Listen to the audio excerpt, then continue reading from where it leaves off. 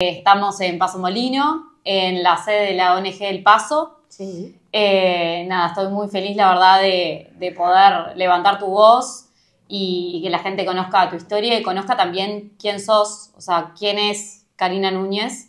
Y una de las cosas que escuché fue que vos dijiste que te llamen por tu nombre fue o es uno de tus mayores logros. Es uno de mis mayores logros. ¿Quién eligió ese nombre y por qué eligieron ese nombre? Bueno, este nombre viene de la compañera que mi mamá en esa época, entre los 11 y los 13 años, convivieron juntas, ella como sirvienta y Karina como la hija de su patrona. Y tu madre de Karina siempre habló como una compañera, digamos, en esa casa. La quiso mucho, mucho, mucho la quiso. Además, en esto de que como que la cuidaba. Qué bueno que la tuvo a Karina entonces, porque Qué bueno realmente... qué bueno que la tuvo, la ayudó a escaparse. Lástima que la ayudó a escaparse para que la agarrara un proxeneta, pero bueno. Bueno, pero no lo sabía seguramente. No sabía. Ya que me mencionás a tu madre, te pregunto también mirando el documental, en un momento, a modo medio de chiste, porque como digo, muchas veces hablabas de cosas graves o menos graves, pero siempre como con una sonrisa y riéndote de ti misma, que me parece que es una herramienta muy valiosa que no todos la tienen. Y decís, te ofrecen alcohol, creo, que en un momento. Sí. Y vos decís, no, se ve que consumí tanto alcohol estando en la panza de mi madre que hoy en día no consumo. Sí. Bueno, mi madre se tuvo que convertir en alcohólica, porque no, en realidad no hay otra forma de resistir tanto dolor. Ahora tenemos terapia, en aquella época no había terapia. Tu madre era trabajadora sexual, tengo entendido que tu abuela y tu bisabuela también, Sí. ¿Puede ser? Sí. Y ahí la duda también que me surge es, hablando un poco más, volviendo a vos, es cómo inició, digamos, el oficio del trabajo sexual. Sé que tú hacías una diferenciación, obviamente, entre cuando eras prostituta y cuando te convertiste en trabajadora sexual, pero tal vez nos puedas contar si fue una elección, si no, si fue algo que nunca te cuestionaste, cómo fue también ese primer encuentro y desde cuándo también arrancó este oficio para vos, ¿no? Hablando de vos. Bueno, es algo que nunca me cuestioné que no fuera a ser igual que mi madre.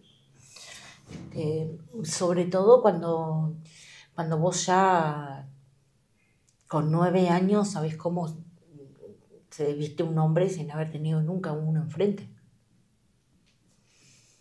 Y eso tiene que ver con el hecho de que soy una prostituta epigenética. Epigenética.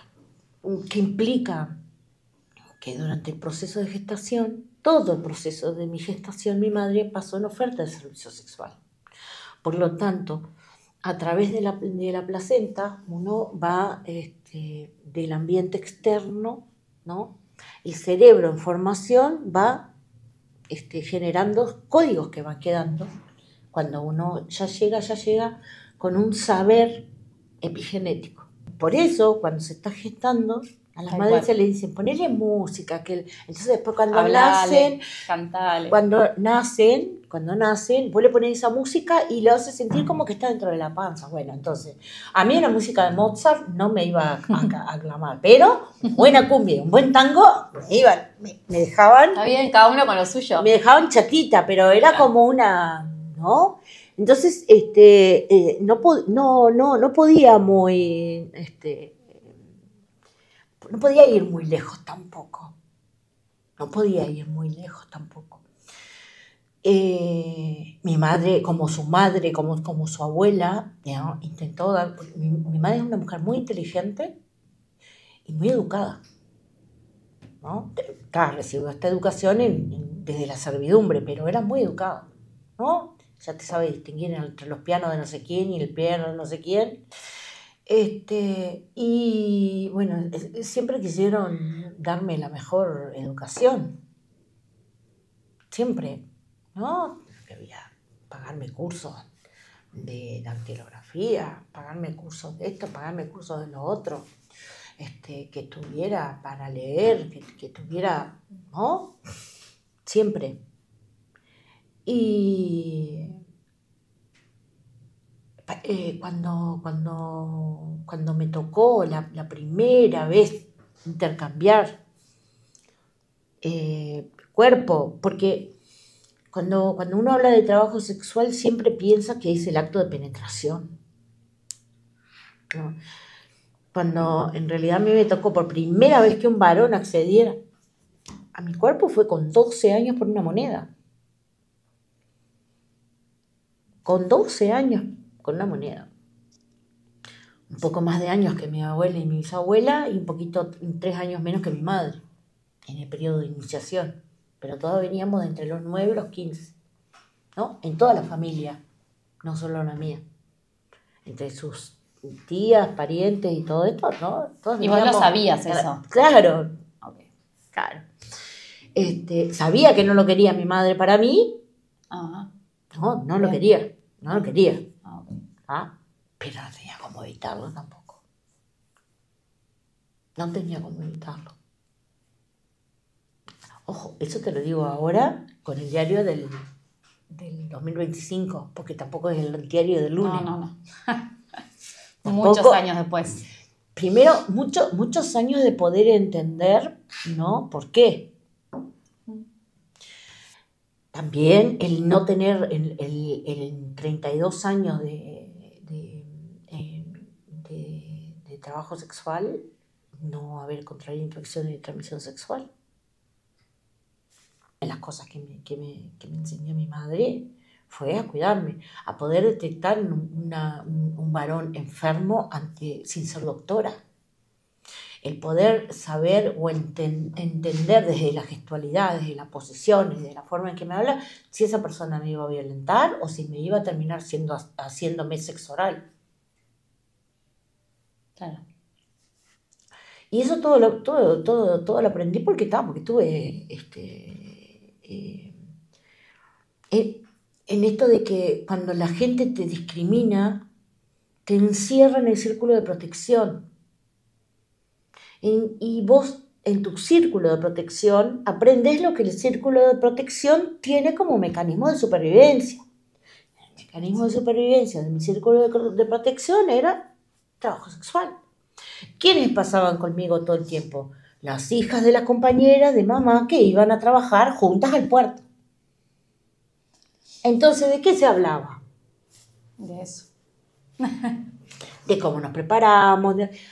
Cuando jugábamos a las muñecas, que esto es una de las cosas, cuando jugábamos, aquí las muñecas de las hijas de una tenista llevaban raqueta. Bueno, claro. Las hijas nuestras, todas llevaban botella de vino y los labios pintados rojo. Mira. ¿No? Sí. Entonces, cuando el entorno te discrimina y te duele, vos te encerras en tu círculo de protección. ¿Pero qué hace el círculo de protección? Naturaliza que lo único que vas a poder hacer para poder ser libre es eso. Ya sea trabajo sexual o basquetbolista. Sí, por supuesto. Porque lo mismo pasa, después lo aprendí con el tiempo, ¿no? Con los hijos de los militares, con los hijos de la policía, ¿no? O con los de la barométrica. Pero desde la estigmatización dolorosa. Sí. Entiendo más allá. Desde la exclusión descarnada de la inmoralidad. Sí. Desde ahí. Sí. En esto de que los buenos, los malos, los morales, los inmorales, y quién toma esa decisión. Porque te cierran en un círculo en el que vos, si hoy sos tal o cual cosa, va a llegar un periodo de tu vida en que vas a ser una ex de algo. Las trabajadoras sexuales, desde la mirada moral, nunca vamos a ser ex nunca. Porque inclusive hasta cuando hablen de nosotras, cuando lleguemos a vieja, no, nosotros tuvimos una tía abuela de una moral dudosa. Nunca llegamos a ser ex. Claro. Nunca. Por más esfuerzos que vos hagas. Te pregunto, hace un ratito vos me estabas diciendo que tenías un tema con la obediencia, que nunca fuiste buena obedeciendo. No. Y también otra cosa que escuché que me daba gracia, pero porque es algo de la niñez tuya, que tú decías desde chica que era demostrar la hilacha.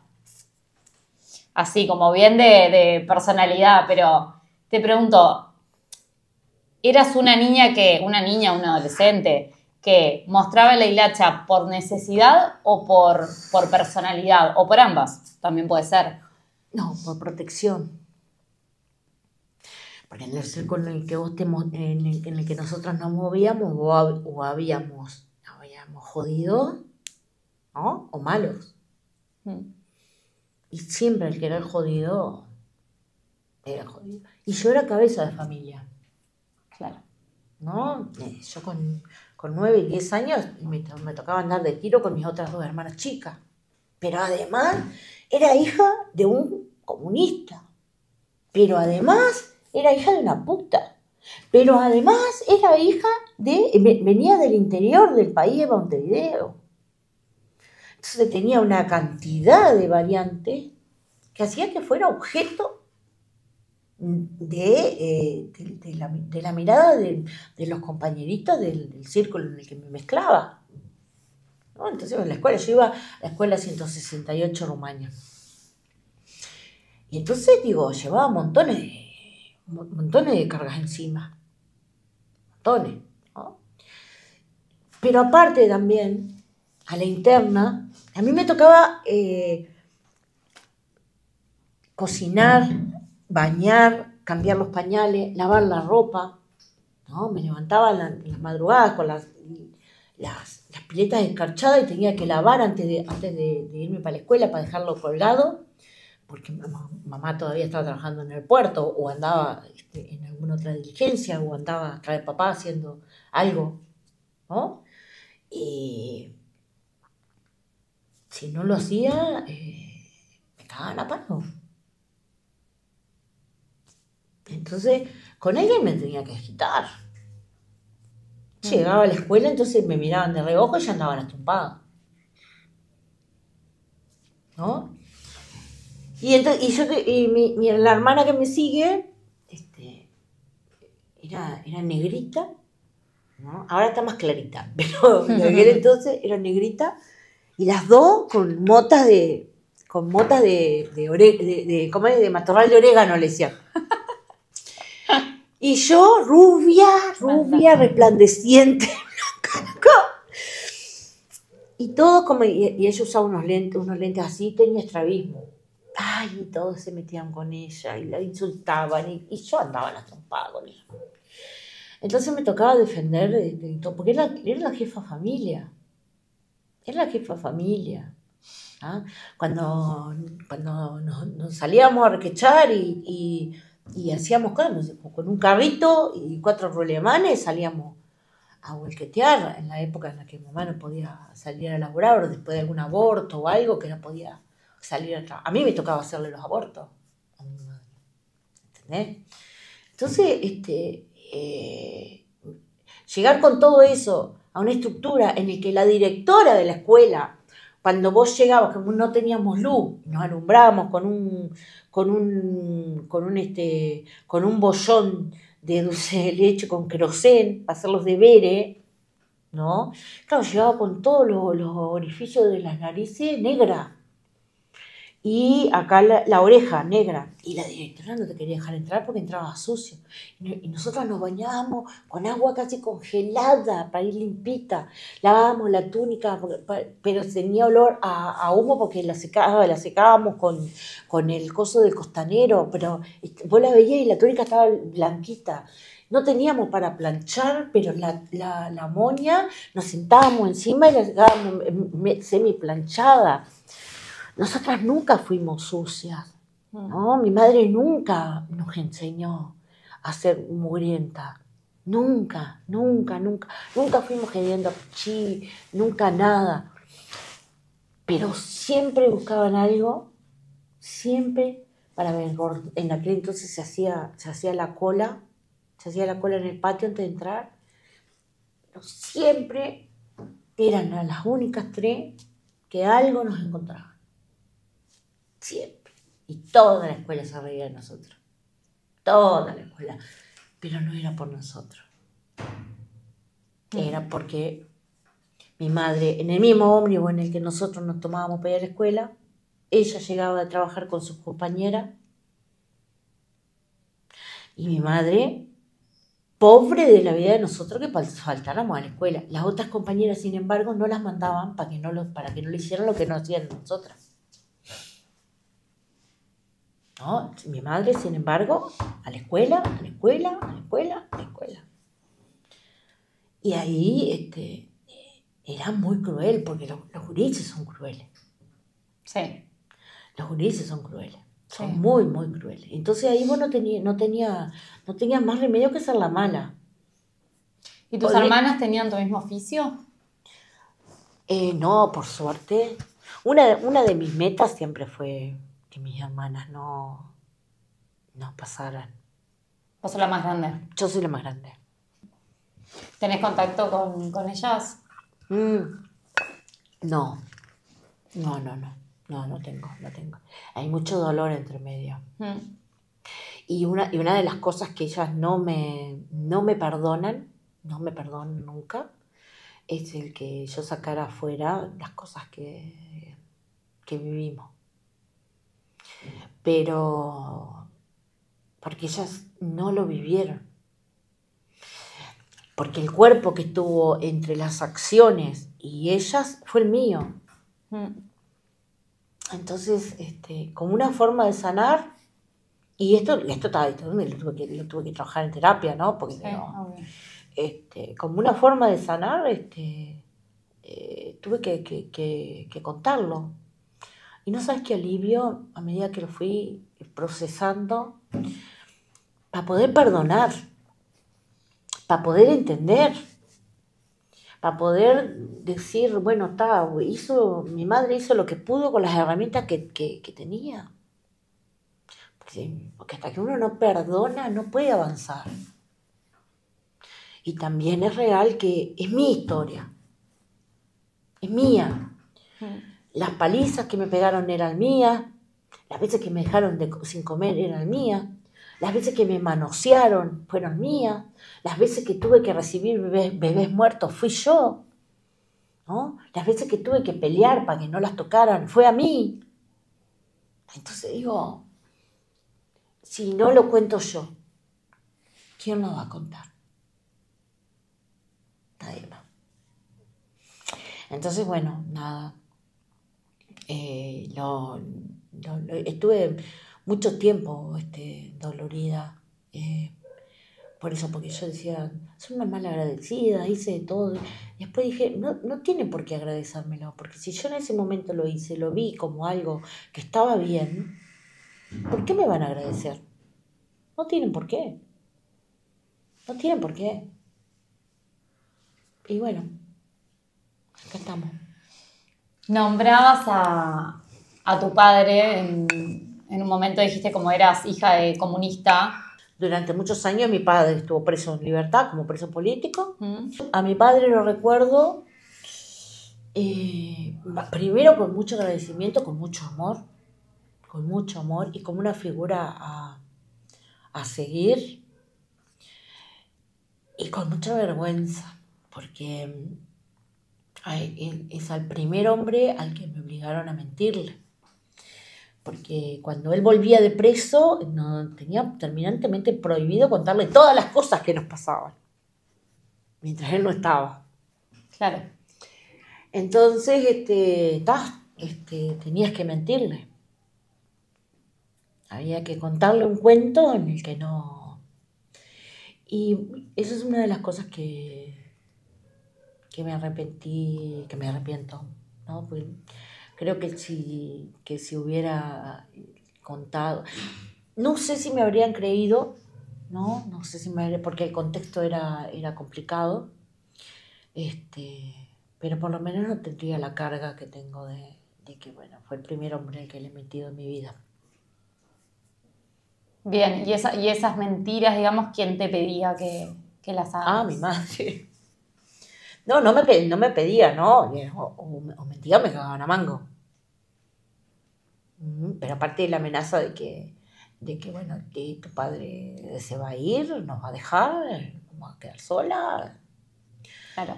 No, y ta. Sí, también un miedo, me imagino, porque ante ese discurso Claro. te genera el miedo del abandono Claro, que pero tiene cualquier Pero aparte niño adolescente. con 9, 10, 11 años, pero aparte que era una figura muy esperada en mi casa, ¿me entendés? Claro, y sí. Que él llegara, está bien que los milicos lo dejaban todo roto, hecho percha, pero él llegaba y era... Y además era, cuando él estaba, era el único tiempo en el que nosotros podíamos, que yo podía estar con mi mamá. ¿Entendés? Entonces era como... Cuando tu padre estaba, tu Mi madre madre no salía. ¿Y tu padre nunca supo que tu madre tenía el oficio? Mientras le mentimos, no supo. Se vino a enterar por uno de sus cuñados que era guarda, era chofer de los ómnibus, que le terminó contando. Y él se armó una debacle tremenda. Pero está. También había que mentirle con que los compañeros habían las cosas de comida que había en mi casa, se tenía que decir que los compañeros del Partido Comunista de él, que habían quedado en ayudarlo, eran ellos los que llevaban la comida, cuando en realidad quien la iba a changar era mi madre, ¿no? Eso te iba a preguntar, si él no notaba, digamos, que tenían ciertos ingresos con los cuales se alimentaban. Cuando él llegaba, los compañeros llegaban. Cuando él no estaba, los compañeros no estaban. Pero mamá, para que él no se desilusionara, decía, no, estas cosas las trajeron. Bien. Tengo acá, me tomé el atrevimiento de anotar algunas frases o algunos comentarios que tú fuiste diciendo en algunas entrevistas que escuché para hacerte la próxima pregunta. Algunas de estas son, si podemos parir, podemos hacer todo el resto. Y ni que hablar de los abortos en las trabajadoras sexuales, que ya escuché esa palabra en lo que va del relato. No te imaginás la situación de los partos de las trabajadoras sexuales. Hay más de 200 trabajadoras sexuales de 3 a 7 meses de gestación trabajando. Les cobran... 300. ¿Cuánto? 300. Les cobran por embarazarse. Uh-huh. Entonces, me nombraste que sos madre, pero primero preguntarte cuántos hijos tenés, si fue una situación, digamos, deseada, la de la maternidad en tu caso, y si tuviste que someterte tanto a seguir trabajando durante la gestación y si en algún momento alguien te cobró por estar embarazada. O sea, leyendo estas frases, entender si tú te viste involucrada en alguna de estas situaciones. Sí. Bueno, primero decir que yo nunca quise ser madre. Nunca. A mí me daba con mis hijas, que para mí eran mis hermanas, ¿no? Es más, el tipo de amor que siento por ellas, no pude sentirlo nunca por los hijos que parí, ¿no? Eso primero, ¿no? Porque a mí me tocó ver cómo la carga de los hijos en mi madre implicaba tener que hacer cosas que eran dolorosas. Claro. Con esto yo lo hago por mis hijos, cada pelea, cada discusión, cada vez que llegaba lastimado, cada vez que llegaba borracha, lo hago por ustedes. Y yo digo, si yo cuando sea grande voy a tener hijos y tengo que pasar por todo este dolor, no quiero ser madre. Sí. No quiero ser madre, no quiero, ¿no? Y después cuando me tocaba hacerle los abortos, o ver a compañeras de ella morir por abortos de gurises que no podían mantener, digo, yo no quiero esto. No, no, no. Si ser madre implica tener que pasar por todo, no quiero, no quiero. Entonces, nunca quise ser madre. Es más, para evitarlo, aborté 20 veces antes de parir mi primer hijo, ¿no? Y al hijo lo parí porque no lo pude abortar. Y a todos mis hijos hoy vivos los parí porque no pude abortarlos. En una época en la que el aborto estaba penado con cárcel. Sí, sí. ¿No? Porque mis hijos más chicos hoy tienen 23 años. Y cuando me tocó parirlos, ahí me tocó pasar a la etapa, ¿no?, de ser una mujer con proxeneta, con los niños como rehenes, que es la figura de mi madre, que es el único proxeneta que tuve, ¿no? Luego de ahí, el Estado como tutor y el Estado como causante de la pérdida y la quita de mis hijos, ¿no? Por no ser una buena madre. Yo tengo 20 abortos, 20 interrupciones voluntarias realizadas, tengo 7 hijos nacidos vivos y tengo 2 abortos espontáneos. En total, he gestado 29 veces en mi vida. Wow. 29 veces. 7 hijos nacidos vivos. Los 2 últimos gemelares, ¿no? Con DIU y pastilla. No sé cómo se filtró, pero me hechizó. Entonces, partiendo desde ahí, la perspectiva de cómo pasar los embarazos dentro de las whiskerías es real. Tenés del primer periodo de embarazo, que es un periodo en el que, dependiendo si es varón o es mujer de lo que estás embarazado, tenés o la atracción o el rechazo de los clientes, ¿no? Tenés el periodo de la panza de la suerte, ¿no? Todos vienen y te tocan la panza, te caga patada de guría adentro, pero ellos te tocan la panza. Y tenés el periodo en el que sos más valiosa, porque te pagan más por estar embarazada, porque les genera como un morbo. Las mujeres con embarazos prominentes y las mujeres con discapacidad física, como amputaciones o piernas o brazos, salen más caras dentro de la whiskería, ¿no? Entonces pasás de eso, pero también cuando la panza es notoria, ¿no? El bebé, por eso muchas de las mujeres, los hijos nacen o mueren, ¿no?, durante el nacimiento, se les enrosca el cordón, les genera preeclampsia, o les genera algún tipo de afección, sin contar, ¿no?, las infecciones de transmisión sexual en el caso de que no puedan, de que no tengan hábitos de cuidado, ¿no? Era muy doloroso porque mientras te están penetrando, te está pateando el bebé, entonces vos tenés que fingir que te gusta, ¿no? Para que pueda, primero, se excita más rápido y el acto, si bien son actos de entre 5 y 11 minutos, a veces se te hacen eternos. Y luego del embarazo en el puerperio, que vos no podés pasarlo afuera, porque quienes vivimos en las whiskerías, ¿no?, los dueños de las whiskerías son nuestros amos, ¿no?, por ley, porque el Estado les da ese poder, Sí. ¿no? Los legisladores, ¿no? No el Estado, los legisladores le dan ese poder, ¿no?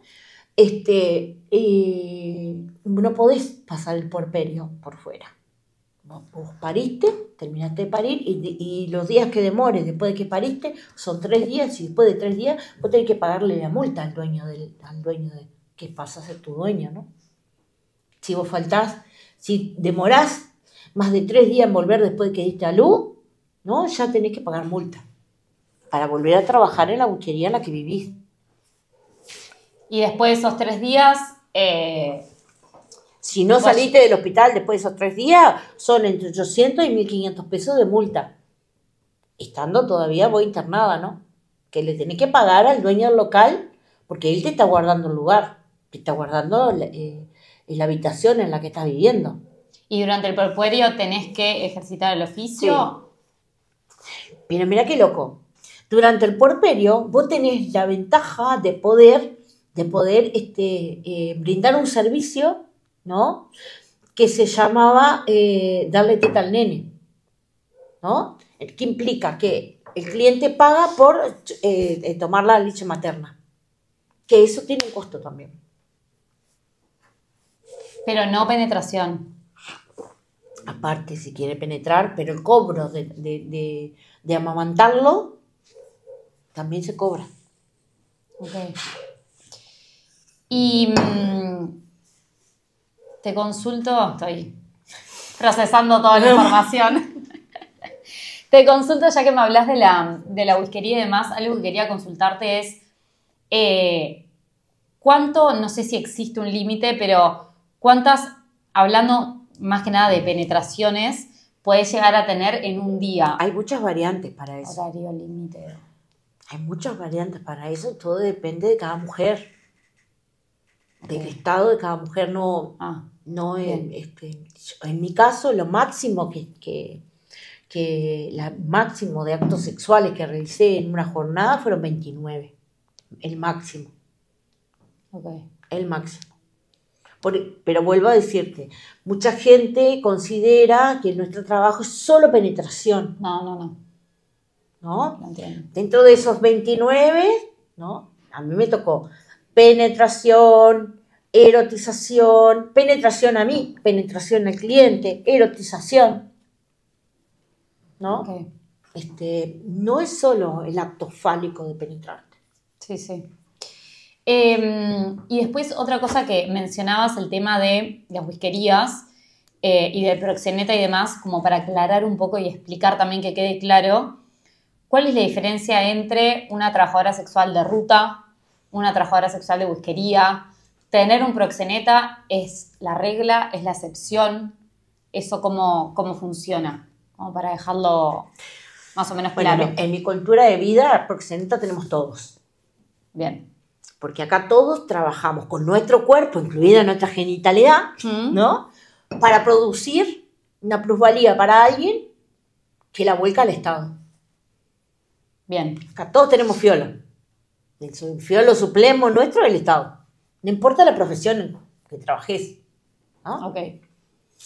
Segundo, las trabajadoras sexuales que están por fuera de los espacios que dice la ley que se tienen que ofertar, son mujeres que están expulsadas de ahí. ¿No? ¿Por qué? Sí. Porque o son viejas, ¿no? O porque son desobedientes. ¿Ah? Entonces, los lugares que te quedan para trabajar son o la calle o en apartamento o de forma virtual ahora. ¿Ah? Entonces, si vos tenés más de 31 años, 32, dependiendo la localidad del país en la que te encuentres, dependiendo de tu estado físico, la whiskería puede decidir tomarte o no tomarte. ¿Ah? Entonces, como vos no vas a dejar de trabajo, porque otro trabajo que te dé entre 60 y 100 mil pesos de ingresos mensuales, no hay, decidís ir a otros lugares. Si total el capital erótico es tuyo, el capital para negociar es tuyo. Pero entonces la trabajadora sexual, mientras la acepten, porque como tú decís, la whiskería es como se reservan el derecho a aceptarte o no, mientras la acepten, prefieren o les conviene económicamente hablando estar en la bujería. O sea, vivir ahí y tener un dueño. Te conviene. ¿Es el dueño de la bujería? Sí, un ser dependiente de soslayada. Más allá que la Constitución dice que es un acto de proxenetismo, pero como los legisladores lo avalan, avalan el proxenetismo en el país. ¿Y ahí vivís sola o podés estar con hijos, por ejemplo? Dependiendo. Si dependiendo, pariste, por ejemplo. Dependiendo si es una casa que pertenezca a personas que no estén dentro de las redes de trata o que sean casas que pertenezcan a redes de trata. Porque en ese caso, cuando pertenecen a redes de trata, los gurises son la mercancía que sujetan a la trabajadora local. Bien. Ok. Y otra pregunta que tenía es, el 100% de tus clientes, porque vamos a hablar, digamos, de tu experiencia, ahora ¿son solo hombres? tengo 5 clientes, los 5 con discapacidad. Solo atiendo personas con discapacidad. Mirá. Desde hace 3 años. Mirá. En tu recorrido, en tu experiencia, Bien. entonces, no hablemos de hoy. ¿Tus clientes han sido siempre hombres?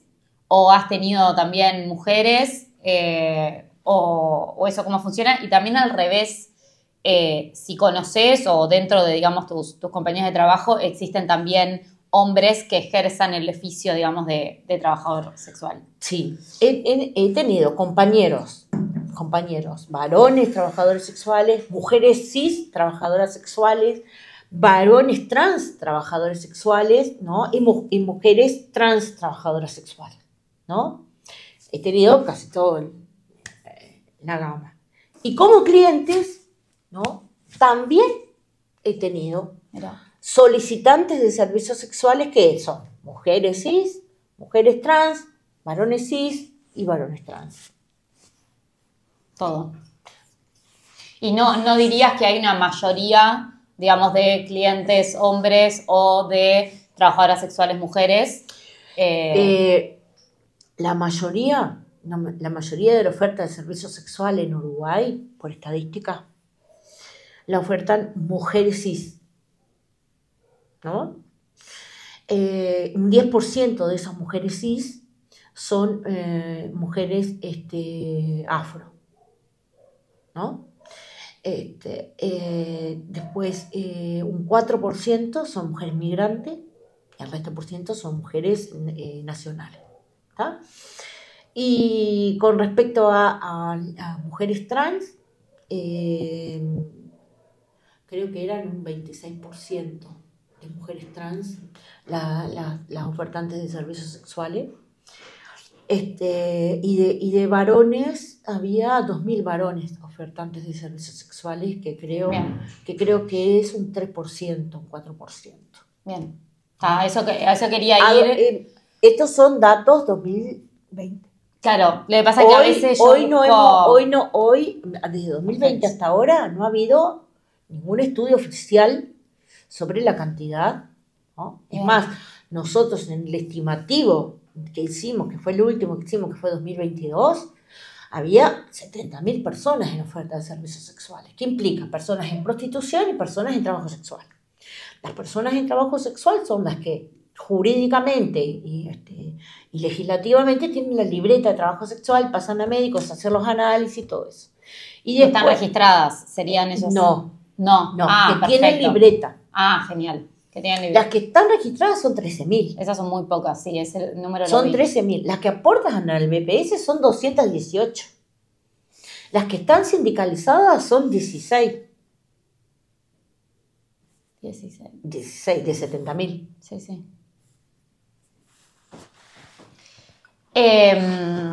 Y contratadas por el Estado, hay solo una. Yo. Y el trabajo sexual, entendido con lo que hay hoy en día a nivel de normativa, es un oficio, una profesión. En mayores de 18 años de edad. Mayores de 18 años de edad, siempre estamos hablando de mayores de edad, con consentimiento. Con consentimiento, con plenitud de conciencia del acto. Perfecto. De todas formas, estuve mirando la ley del 2002. Cuando vos me contabas la historia, me empezó a cerrar un poco más la redacción de la norma. Sí. Porque yo decía, si estamos redactando y regulando un trabajo, ¿por qué hablamos de Ministerio del Interior y comisarías? Sí.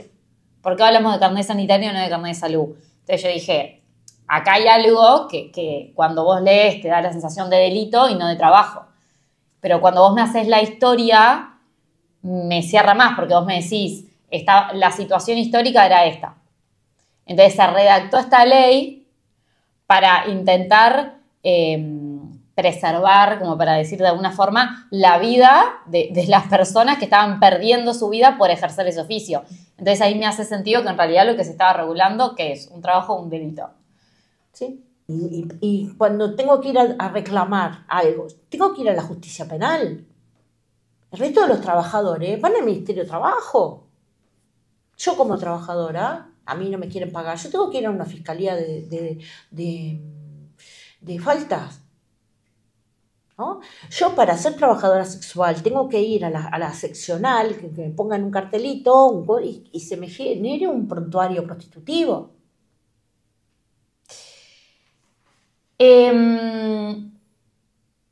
Tengo una pregunta un poco, voy a generar en realidad como un simulacro de algo que no es real con la pregunta que voy a hacer, pero si, por ejemplo, limitándolo a lo que es el Uruguay, como para hacerlo un poco más fácil, hacemos de cuenta que hay puestos de trabajo para todos los uruguayos. Uh-huh.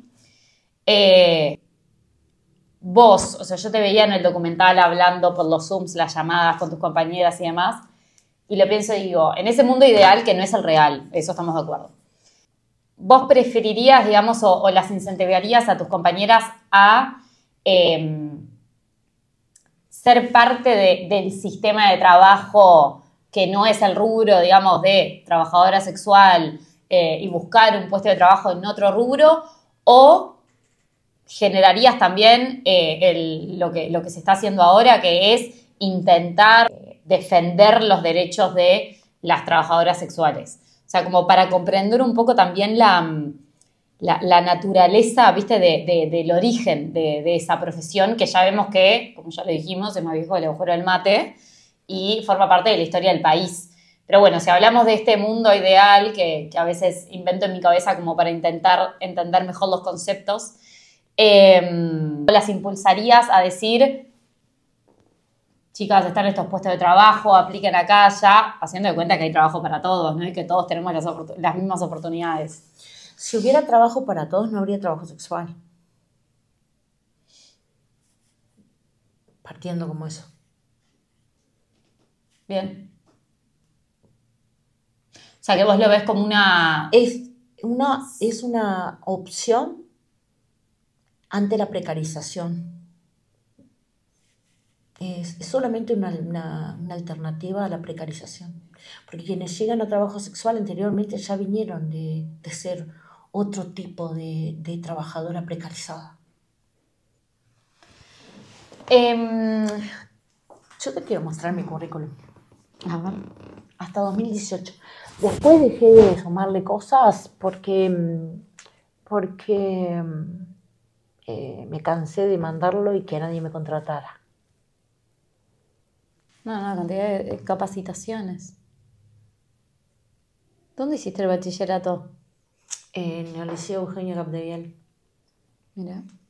A la semana que estuve, que retomé cuarto año cuando volví de Chile, la comisión de APAL le mandó una nota al liceo que cómo era posible que una prostituta estuviera en el recinto de estudio pidiendo mi expulsión. Menos mal que el director dijo que mientras yo me comportara como el resto de los alumnos, no iba a ser quien me privara de la educación y pude terminar el liceo. ¿Qué hay que ser para poder estudiar? No entiendo. Una persona. No, es que no puedo creerlo. O sea, 7 páginas. Sí, tengo 72 diplomas, tengo 4 de la Universidad de la República, tengo 3 títulos. Y me postulé para limpiar baños y no me lo dieron, porque estoy en el Registro Nacional de Trabajo Sexual. Es más, si quisiera postularme a cualquier puesto que tenga que pedirle base de datos, que tenga que pedirle mis datos al Ministerio del Interior, no podría postular. Una vuelta le presentamos al secretario de Charlie Carrera una lista con 24 jerarcas policiales, dueños de whiskerías del interior. Quedaron en llamarnos y nunca nos llamaron.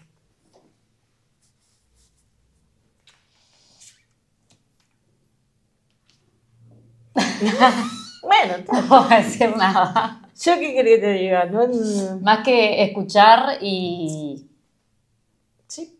mostrarlo. La parte del documental que más boquiabierta quedé, me acuerdo que lo estaba mirando y en un momento, ¿cómo? Digo yo. Que vos en un momento decís, nadie me va a creer con lo que voy a decir, pero la parte del cuerpo que más usamos las trabajadoras sexuales es la oreja. Sí. Yo quedé como helada, porque además ponen una pausa que vos decís, ¿qué pasa con la oreja? Yo sé que no entendía nada. Digo, ¿qué pasa con la oreja? Y ahí, obviamente, le explicás, pero no dejo de asombrarme igualmente. Sí. Le pagan a una trabajadora sexual para que lo escuche. O sea, para una escucha activa. Sí. En realidad lo que paga es la consolidación de su masculinidad. Porque en realidad a donde lo ven entrar es una whiskería, que es un antro de perdición, que es un lugar en donde... ¿no? Sin embargo, como varón te ven entrar un psicólogo, nunca la pone. Y ahí la pregunta que me surge es, ¿qué costo tiene el acto sexual como para que le paguen a una trabajadora sexual para ser escuchados? Bueno, pero es que ahí es donde está el tema, es que no precisan penetrar, no precisan entrar al cuarto para que nosotros le escuchemos. Están en la barra, te pagan copas, y están 3-4 horas ahí pagándote copas y conversando.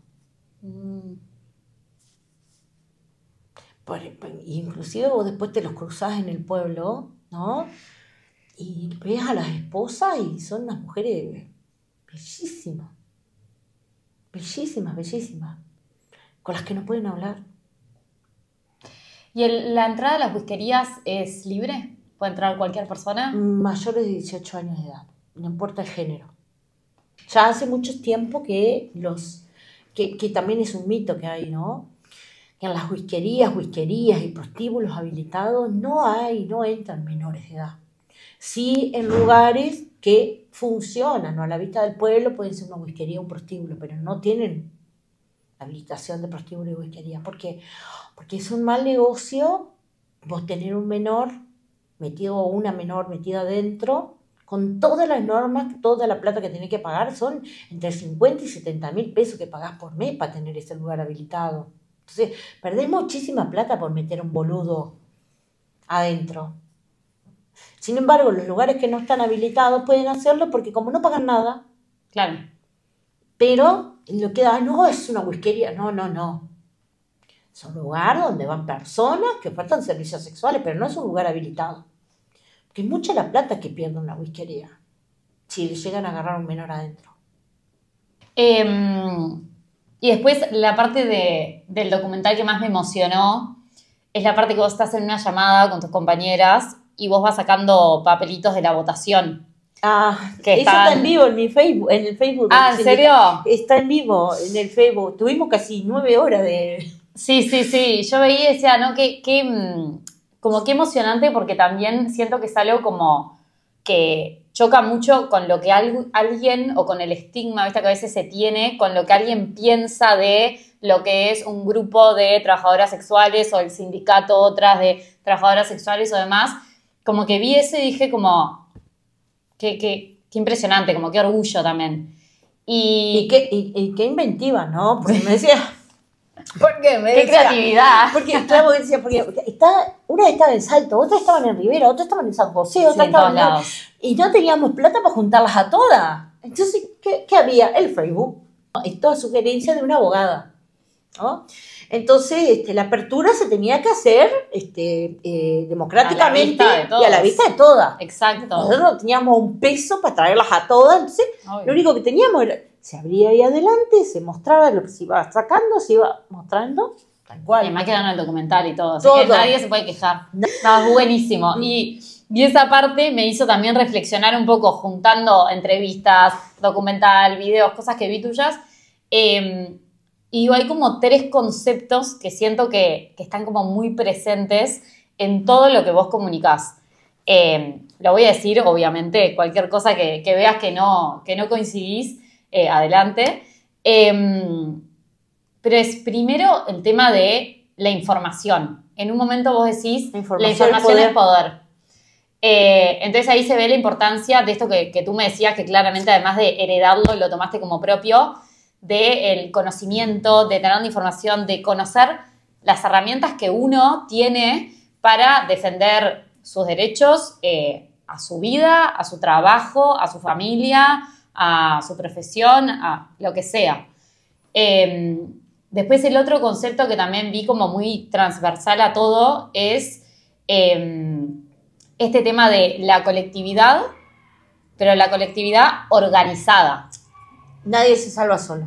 Eso, nadie se salva solo, decís en un momento y después en otro momento a modo también como con humor, decís, no, chicas, porque no es lo mismo 3 o 4 locas sueltas que 3 o 4 organizadas. Sí. Yo decía, bueno, 3 o 4 locas organizadas.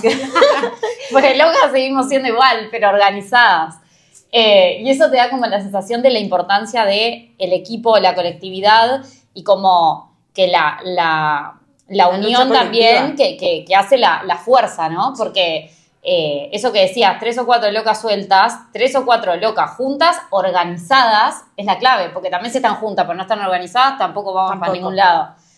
Y el tercer concepto es el tema de la democracia, que vos justo recién lo acabas de nombrar, decís democráticamente, que fue eso lo que me despertó cuando vi el documental. Dije, che, acá hay algo como muy fuerte, porque es impresionante que están todas en distintos departamentos, que el papelito, que no sé qué, que saca hasta en blanco, que hace la llamada por Facebook, y era como que, qué ganas de ser democrática, porque la verdad es que unas ganas tremendas. Entonces yo digo, también ahí está la elección de la democracia como sistema de organización. Sí, una de las cosas que siempre me pasaba era que yo no sabía cómo transmitir que yo soy un producto colectivo, ¿no? Y una de las cosas que siempre me ha costado muchísimo despegarlas es de que la mayoría de la gente cree que soy el que sabe todo. No, si mis compañeras no hablan conmigo, no tengo forma de transmitir cosas. Pues, si vos vivís en una burbuja de pedos, sentada en tu escritorio, hablando de otras, vos no podés construir linealidad. Vos no podés transferir saberes. Vos no podés democratizar la información, ¿no? Vos lo que creás es un pilar que genera todo, sabe todo, dispone de todo y se queda como el ombligo del mundo, ¿no? Entonces, cuando el ombligo se muere, el resto de las cosas muere con ella. Entonces, no hay forma de crear conciencia si vos no democratizás. La herramienta te la doy.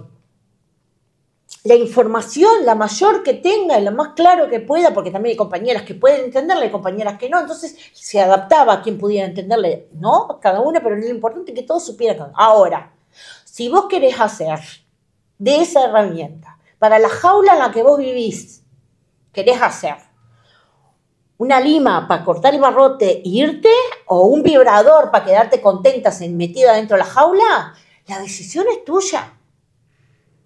Pero mi obligación es darte esa información. Y mi duda es, en el ejercicio del oficio, ¿cómo se pone o se traza el límite entre el ejercicio del trabajo sexual como trabajadora sexual y el resto de las actividades que son delictivas?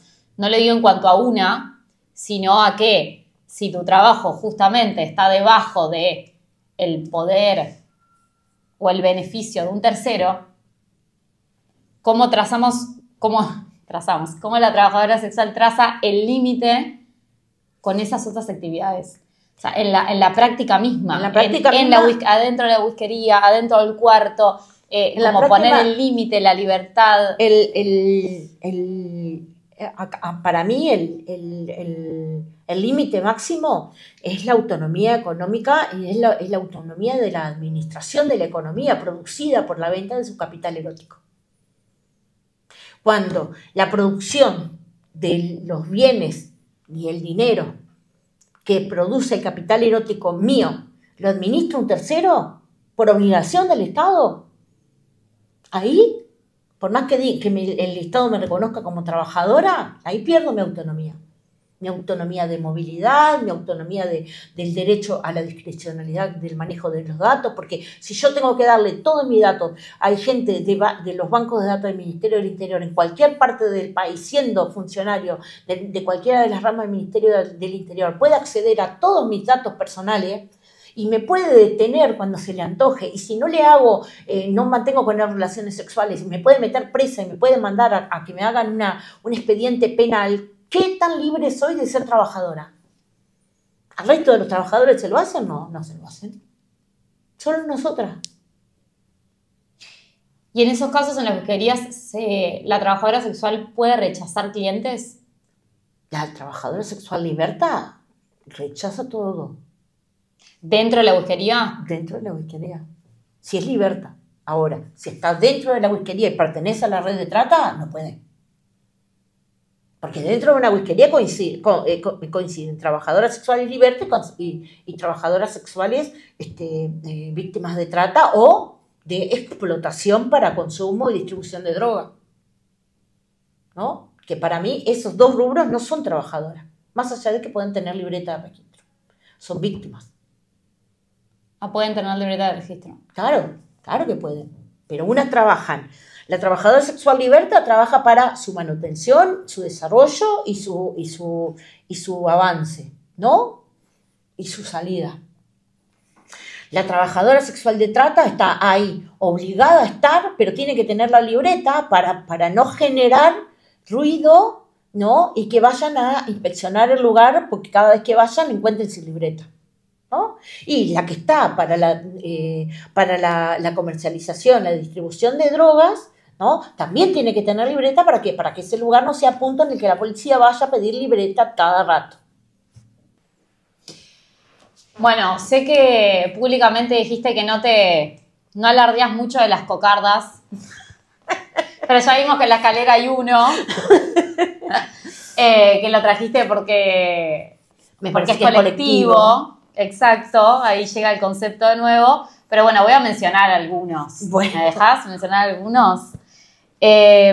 Bueno, sos fundadora de Otras, el sindicato. Antes de fundar Otras, sí, fundé 4 cooperativas de viviendas.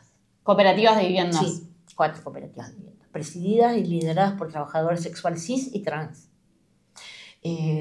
Fundamos también una cooperativa de trabajo para reorientación laboral, por esto de que soy reduccionista, ¿no? De que creo en el que las trabajadoras sexuales las personas que entran en trabajo sexual llegan por un momento histórico de opresión económica, ¿no?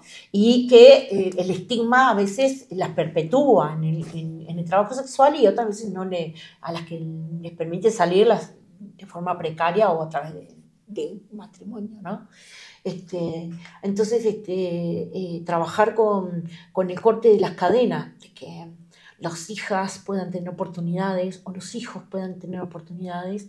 Después, una asociación civil. Perfecto. Y por último, el sindicato. Bien. Entonces, el sindicato de trabajadoras sexuales, Otras. Después está el grupo Visión Nocturna. En Visión Nocturna lo creamos en 2007 y no lo creé yo sola. Lo creamos con María Rosa, con Florencia Floppy y con Elaine Neres. Y después se sumaron 4 compañeras más y fuimos capacitadas por el Ministerio de Salud Pública y reconocidas por la OPS como las primeras trabajadoras sexuales profesionalizadas de Latinoamérica. En ese entonces nosotros trabajábamos específicamente para la reducción de la sífilis congénita, que en ese entonces logramos de un 76 a un 26%, bajarla a un 26%, y trabajar sobre VIH, que trabajamos que al día de hoy que lo seguimos haciendo, tenemos 64 personas, de las cuales solamente 2 son trabajadoras sexuales, el resto no son trabajadoras sexuales. Logramos que la adherencia total, ¿no? La indetectabilidad del VIH en el cuerpo, que eso implica que no es transmisible después. Y conseguimos 4 nacimientos negativos de mamás VIH positivas. Eso fue como nosotras nos creamos, entre 4. Después fuimos 8 y estuvimos trabajando hasta 2018. Eso fue nuestra labor, trabajar en la prevención de las infecciones de transmisión sexual. En 2016 arrancamos a trabajar en la prevención del HPV. El HPV mata a 7 de 10 trabajadoras sexuales. Entonces, trabajamos específicamente todo lo que tenía que ver con derechos sexuales y reproductivos. Y bueno, hasta ahora lo seguimos haciendo, integrando la Comisión Nacional del Trabajo Sexual. En este momento somos solo 3, porque por suerte logramos un total de 281 trabajadoras sexuales, reorientarlas laboralmente, y lograr la salida definitiva del trabajo sexual. De un total de 800 y tanto, que de forma esporádica. La máxima que logramos fue con un convenio de la Intendencia de Montevideo, que se lograron 93 trabajadoras sexuales, un periodo durante 9 meses de contratación, de salida, de las cuales 18 dejaron definitivamente el trabajo sexual. A mí lo que me pone mucho más feliz es poder ver, que lo veo en la gente de las cooperativas de vivienda, cómo sus hijas pudieron tener la oportunidad que muchas otras no tuvieron, y cómo pudieron ver a sus mamás desde un rol de liderazgo, de resiliencia y de respeto. Después otro que fui anotando acá, Ciudadana Ilustre, que es el que la cocarda que tenemos acá en la escalera. Eso es una cosa que me agarró totalmente por sorpresa, la verdad. Es la primera trabajadora sexual que se dice trabajadora sexual, porque tengo que decir que hay 2 personas anteriores a mí que estuvieron en oferta de trabajo sexual, que recibieron la cocarda de Ciudadana Ilustre, pero solicitaron no ser nombradas como trabajadora sexual porque es algo que las denigra. Bien. Autora de libros. Acá tenemos libros, uno. 7 personales y 2 colaboradoras. 9 libros. Este es Con qué sueñan los hijos de puta, que es divino, la verdad. Mi primer libro, 2025. Ese es mi 5.º libro. Bien. Fui candidata al Senado. Al Senado. Al Senado. Porque yo tenía anotado lo del 2019. No, 2019. 2019 con la 4-2020. Bien, sí, era esa la que había visto. Perfecto. Pero anteriormente fui candidata al municipio de Yum. Mirá. En 2015, 2016, 2014, 2015. Bien. Perdí por 17 votos. Ahí. Sí. Y después también en 2021 impulsaste la modificación a un proyecto de ley, sí, que era protección, ¿no? Como el título, sí, protección de trabajadoras sexuales. Sí. ¿Eso en qué está? No salió. No salió. No salió, y ahora estamos tratando de promulgar otra, en base a que realizamos un estudio sobre la oferta de derechos, la oferta de trabajo sexual en plataformas digitales, que pasamos de 1.600 publicaciones a 2.300.000 en Uruguay, con páginas con hosting en el exterior. Y bueno, nada, queríamos regular sobre esto, y si vamos a cambiar la norma, cambiarla. Hablando de todas estas cocardas, en realidad a lo que iba es, más allá de todos estos reconocimientos, que siempre es lindo recibirlos, empezábamos esta charla con una pregunta mía que era respecto a tu nombre, porque te había escuchado decir que era como tu mayor logro. Pero bueno, hoy la verdad es que todos, o muchos, la mayoría creo yo, te conocen como Cariña Núñez, has tenido un recorrido como muy largo y muy relevante. Entonces, hoy en día, ¿cuál es tu mayor logro o cuál sería también tu mayor logro hacia el futuro? Estar viva. Me he querido matar tantas veces, pero nada, lastimar la menor cantidad de gente posible y seguir avanzando. Y llegar viva a verlo. Ya para redondear, también cuando arrancábamos, o antes de arrancar, ya ni me acuerdo, hablábamos que esto no es una cuestión de políticas ni de partidos políticos. Te he escuchado enojarte con políticos de todo tipo de partido o acudir o conversar o reunirte con políticos de todos los partidos políticos del país. Y ahí la pregunta que me surge, porque en una entrevista que estabas con una compañera que ahora no recuerdo el nombre, decías que tu compañera te había hecho ver en su momento que vos ya eras una mujer política, como que en un momento quisieron llevarte a la política o ponerte en una lista y vos decías como que no al principio y ahí te hicieron ver que vos ya eras una mujer política, que hacer todo lo que hacías con tus compañeras era hacer política. Y mismo en 2019 estuviste en una lista para entrar al Parlamento y formar parte de lo que es el cuerpo legislativo. Entonces mi pregunta es, ¿qué es para vos la política hoy y qué debería ser la política? Si es que son respuestas diferentes, digamos. Bueno, primero una cosa que tenemos que para mí es necesario poder identificar es que todo es política. Todo es política porque todos los territorios, desde el primer territorio que es nuestro cuerpo, ¿no? Todo se rige, ¿no? En la acción o en la omisión por política. Distinto es la política partidaria, ¿no? Entonces, eso también me tocó aprenderlo. Y todo el accionar tiene que ver. Pero con respecto a la política partidaria, para mí la política tiene que ser la herramienta para el cambio de las vidas de las personas. Cuando la política se utiliza con fines pero tan banales para que la autoproclamación, el autosalvarse, para mí no tiene cometido, ¿no? Es como un aerostático, ¿no? La política, cuando vos la tomás para subirte arriba y estar arriba de todos y ver todo desde arriba, desde la comodidad, no es un elemento que lo pueda considerar. Ahora, cuando vos la política la utilizás para el cambio de las realidades, de las vidas de otras personas, porque también cuando cambiás la realidad de otros, cambiás la tuya. Si no podés percibir a la política como esa herramienta, en realidad estás actuando desde la mera necesidad de autosalvarte, ¿no? Entonces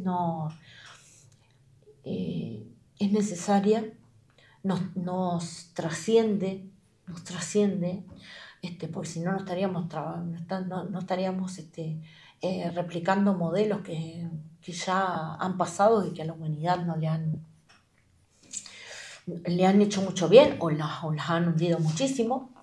Y nada, yo creo en una política que sea feminista, pero feminista desde lo reconstructivo, no desde el feminismo como una forma de suplantación al actual machismo, porque si no sería cambiar solo de título con las mismas prácticas. Y bueno, nada, todo cuando cambia, ¿no? Genera dolor. Y si dentro de la política no estás dispuesto a que te duela, no sos político. ¿Hay algo de lo que te arrepentís o que hubieses hecho diferente a lo largo de tu vida? Siempre digo que me arrepiento de no haber creído en mí antes, ¿no? En esto de no querer parecerme a todo el resto, no. O de creerles a otros que por ser trabajadora sexual no podía tal o cual cosa. Yo creo creo que es de eso de lo único que me arrepiento. Después del resto son decisiones que tuve que tomar, y como toda decisión uno se tiene que hacer cargo. Y el tiempo es la que dice si esa decisión fue la correcta o la que no. Si fue la correcta, bueno, bienvenido. Si fue la incorrecta, tener la suficiente humildad para decir, bueno, me equivoqué, no puedo volver atrás, pero lo que no puedo hacer es que si el producto de esa decisión fue malo, darme cuenta que fue malo y volverlo a repetir. Eso es lo único que no me permito. Porque además de los errores, también nace la humildad. La humildad del interior, de saber que no sos toda superpoderosa, todopoderosa.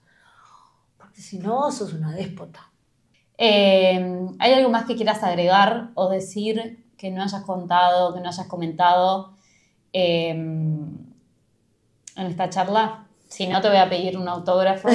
Bueno, nada, que tengo mi libro, que es un libro guía, que es un libro que se llama El ser detrás de una máquina productiva, que quienes quieran comprarlo me pueden escribir o pueden seguir la página del libro, que tiene ilustraciones de Paola Gago. Es un libro que escribí en base a 303 entrevistas en todo el país. La primera edición salió en 2017. Es un libro de consulta parlamentaria, y bueno, nada, lo utilizo para los talleres que doy desde 2016 en todo el país, como material de insumo para poder entender con otras voces, no solo la mía, lo que implica pasar de meretriz, prostituta, trabajadora sexual, reduccionista. Y después me saqué las ganas, ya cuando fui un poco más conocida, en 2021 saqué este libro que es ¿Con qué sueñan los hijos de puta? Entonces, ahí pusiste el título que querías. Ahí le puse porque ya me había ganado el prestigio, ya nadie me podía. Ahora le puedo poner el título que quiero. Le pude poner el título que quise, y me saqué las ganas. Y la última ilustración es de mi hijo. Ah, ¿en serio? Es uno de mis hijos que estaba preso en el CONCAR. Este regalo, es un cuadro en mi casa. Que me lo hizo para el Día de las Madres. Madre, ¿qué es lo que dice ahí? Madre hay una sola, como la mía no hay ninguna, porque